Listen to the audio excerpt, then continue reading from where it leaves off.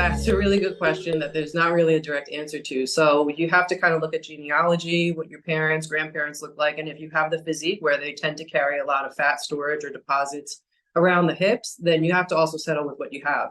You can also use some of the wraps. I know that that's controversial and people will say that that's not true, but if you use a sweet sweat type of wrap, it works for a thermogenic effect, which means it adds heat to the area and then has you burning at a higher rate. So let's say you're going for your cardio run or your walk or your treadmill, you use the wrap and then it increases the temperature at your hips and then also muscle development. So you could kind of shape shift where you're building, if it's your hips, depending on what part of your hips, you could build muscle in one part and it would assist in kind of the visual look of you having lost weight in another area. So if you build on the glute, then it will look like your hip isn't as wide, if you will.